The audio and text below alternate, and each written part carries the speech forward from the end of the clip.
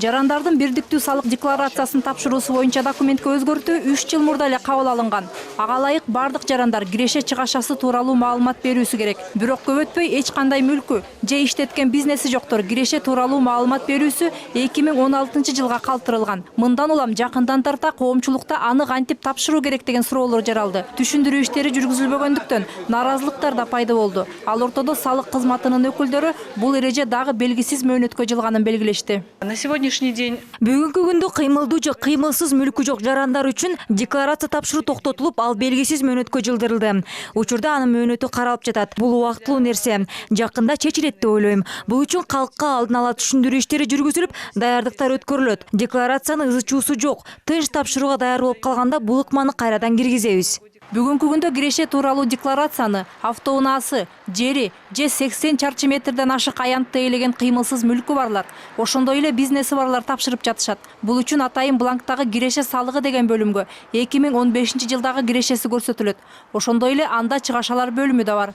Анда социалдык фондко төлөмдөр, ипотекалык насыяга кеткен каражат, ошондой эле башка салыктар көрсөтүлөт. если вы просто физическое лицо, Эгерде сиз жөн гана катардагы жаран болуп, бирок салыкка кириптер болгон мүлктөрүңүз болсо, тактап айтканда 80 чарчы метрден ашкан үйүңүз болсо, анда декларация тапшырууга милдеттүүсүз. Эгерде сизде 80 чарчы метрге жетпеген 2 турак жай болсо, анын бирөөсүнө салык төлөшүңүз керек. Ошондой эле ал декларацияда көрсөтүлөт.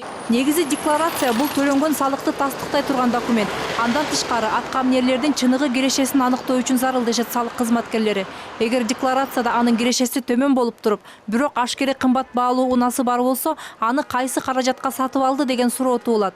Бара-бара мындай көзөмөлдү катардагы жарандарга да колдонуу менен көмүскө киреше булактарын ачыкка чыгаруу мүмкүн болот экен. Бирок ошол эле маалда салык декларациясына кирешесин толук көрсөткүсү келбеген жарандар арбын.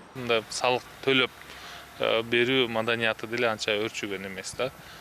Бул жөнүндө дагы мамлекет өзүнүн ишин жүргүзүш керек. Анткени керектүү нерсе. Ал элдин ошол салык туура жумшалат деген ишеними деле болуш керек да.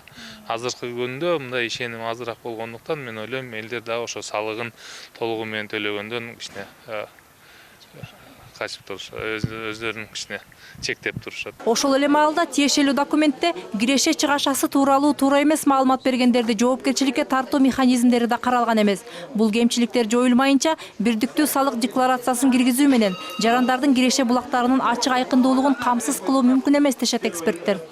Мээрим Ташыбекова, Манас Бакешев, НТС.